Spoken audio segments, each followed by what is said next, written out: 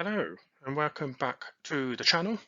In this video I am going to talk about Brexit and the way that it interacts with UK trade and some of the information that's going out there.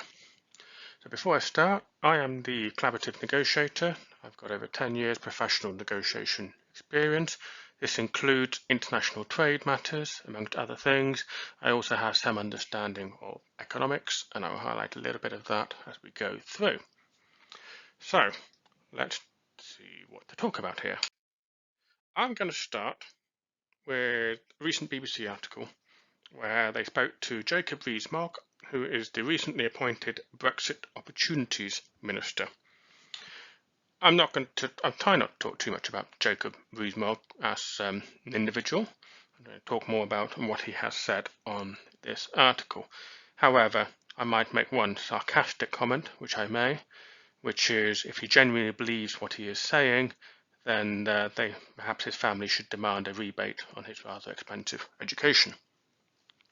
So, the first thing that we have here is that Jacob Rees-Mogg says that the evidence that leaving the EU has damaged UK trade is few and far between.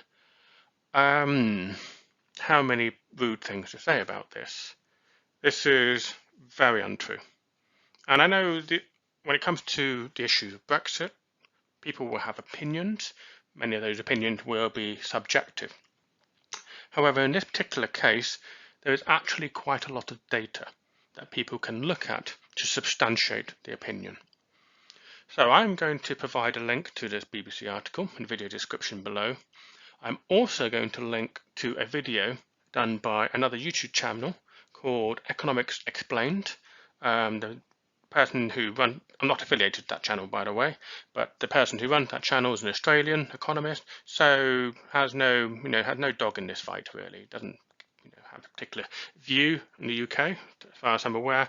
So I would encourage you to watch that video where he explains what trade means in economic terms. But quite simply, you will be able to see from some of the links in the BBC article and from that video what we are talking about here in terms of trade.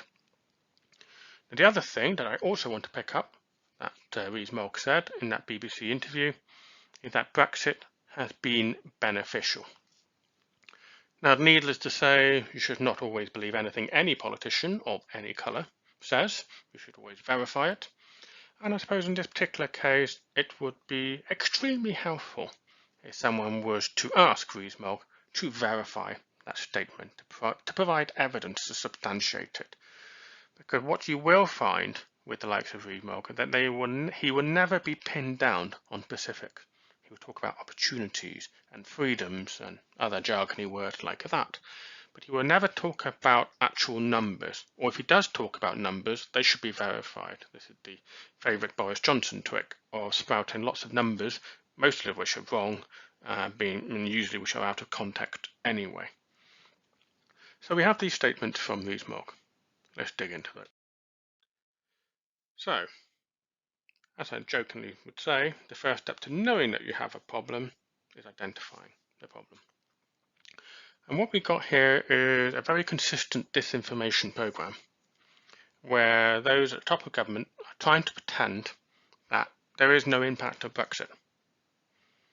And it doesn't matter whether you thought Brexit was a good idea or a bad idea, it is sheer common sense that by making such a significant change to how the UK operates, there is going to be an impact.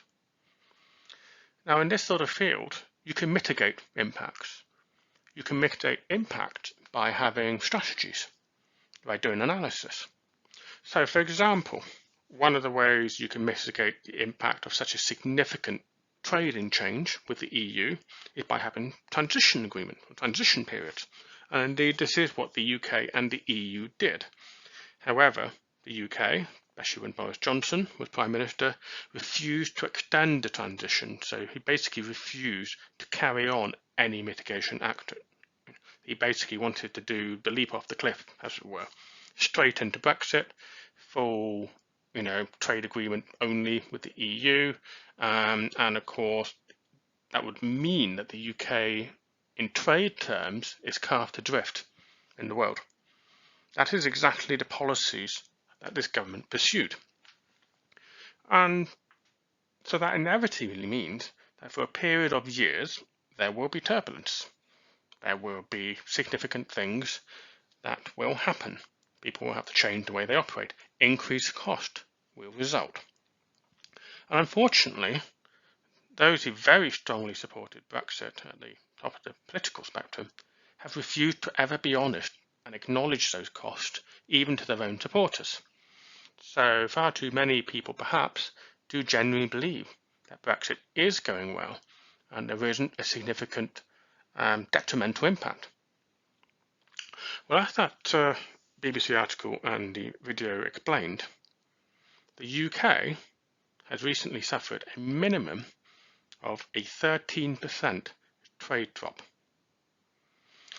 Its trade, the UK trade to the EU, has dropped by 15%. So higher, quite a significant loss. So when people like Rees-Mogg say that COVID is to blame for those trade figures, he is either stupidly or deliberately, I'll let you choose which, being very disingenuous.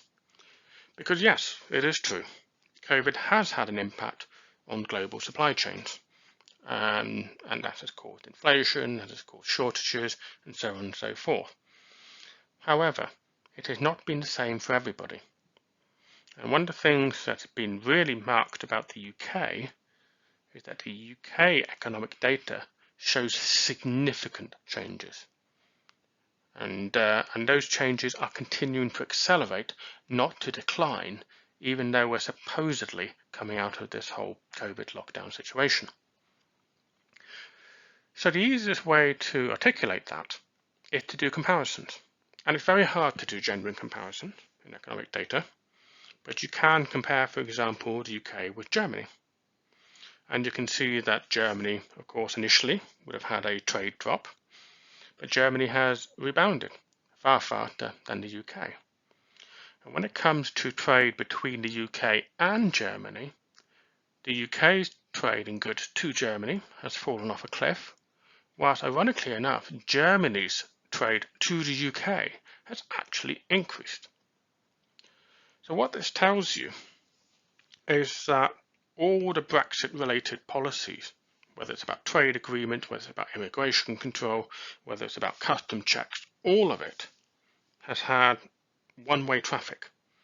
Everything coming into the UK is fine. Everything going out of the UK into the EU is buggered. It's as simple as that.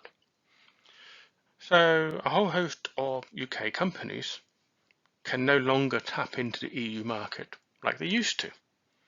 And that is why you're seeing a minimum 13 to 15% drop in trade.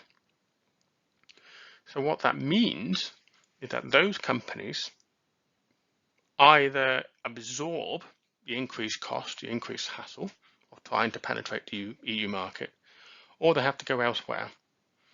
And going elsewhere is not a jump off the cliff and straight away off you go, hit the ground running type thing. It takes time. That is time that some of these companies do not have. So what this means is that in the next year, 3 years, whatever it may be, an awful lot of UK companies are going to collapse. They're going to collapse because their primary markets have been shut down. And the likes of Rees-Mogg running around opening free ports and talking about everything being brilliant doesn't stave off that collapse. The only thing that will stave off that collapse is opening up trade routes, reducing bureaucracy very quickly. Unfortunately, he seems to be completely, and the government as a whole, is completely refusing to accept this is a problem and that dealing with it has to be dealt with massively urgently. So what that means, well, let's ask the question. Let's get to the other bit. has Brexit been beneficial to the UK in terms of trade, in terms of the economy? And there are some potential benefits, but there's also some very significant non-benefits. So one of the potential benefits is that actually this would have created jobs. And we can see that because essentially immigration policy has shut out British jobs to non-UK citizens. They have to go through far more of a process in order to secure those jobs. In fact, many of those people have even left the UK, and they may have done so because of visa reasons, may have just done so because they found the atmosphere hostile, or just went abroad back to their family and couldn't get back in. Whatever the reason, that created a whole host of vacancies that could be filled by UK people. That does not mean those UK people are experienced or well qualified for those jobs, but those vacancies were created. And that is supposedly a benefit of Brexit. I perhaps would like to draw a little bit of a history lesson here, which is if you go back to 1930s Germany, when the Nazis took power, they created a very similar benefit. And they did so by effectively removing the Jews. I'm not going to go too much into the history, but they created economic benefit for German people by simply removing various classes of people from the work pool, creating jobs, creating opportunities. So if we look at Brexit in that vein, yes, we shouldn't be obviously looking at Brexit as exterminating Jews. It is not, and I don't want to go there. But by having such an anti-immigration policy, that is one of the benefits. Unfortunately, I'll come to one of the costs as well. But what also Brexit has done is that it has created bureaucracy.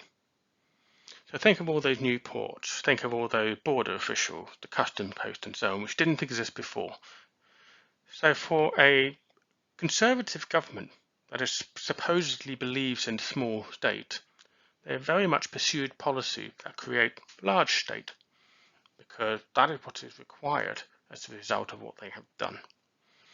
So even though they may have created jobs, they may have created opportunities, it doesn't make the UK population more efficient or more productive, because a lot of those new jobs, A, were being done by people anyway, so you're not increased productivity or efficiency, or B, are new jobs that create bureaucracy, that create red tape, which are sunk costs, which are cost to businesses. It doesn't improve competitiveness. It doesn't make businesses more profitable.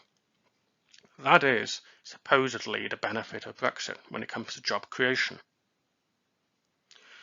The other potential benefit of Brexit is more internal movement.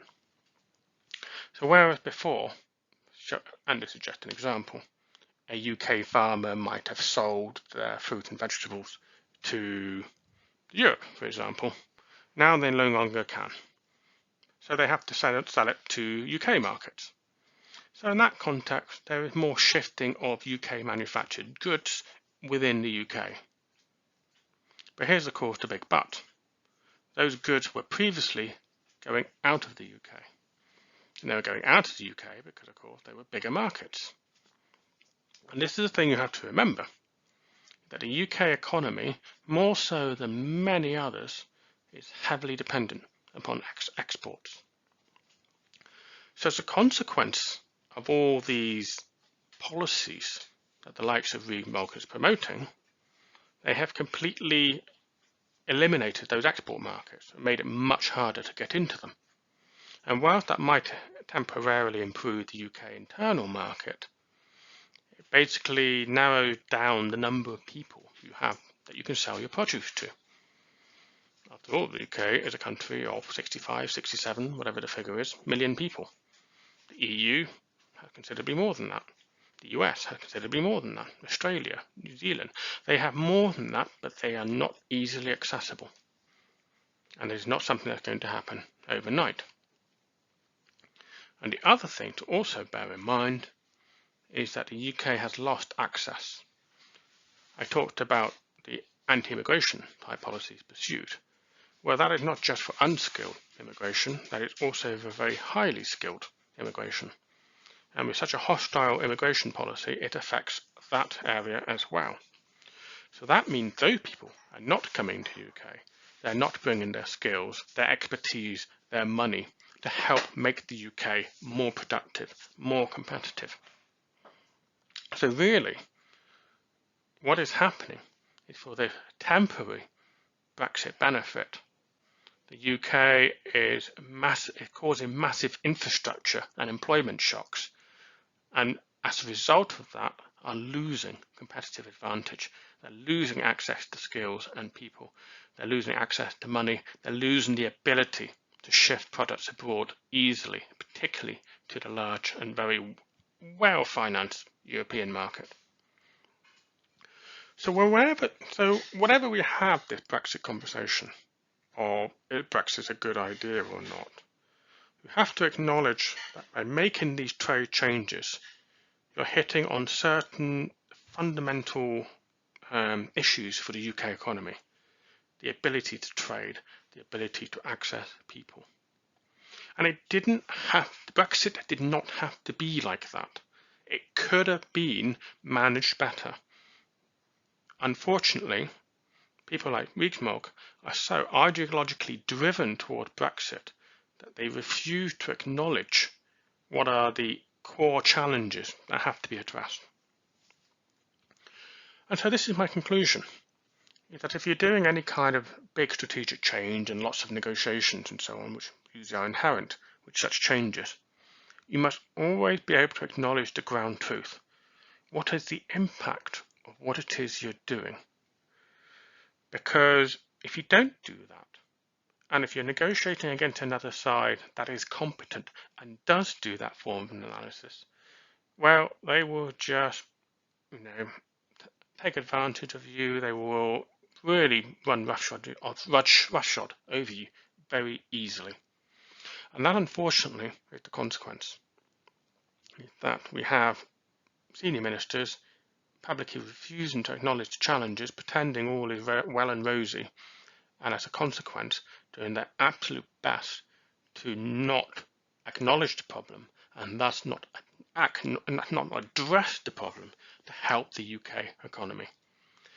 And the consequences of that will be felt for many years, if not decades.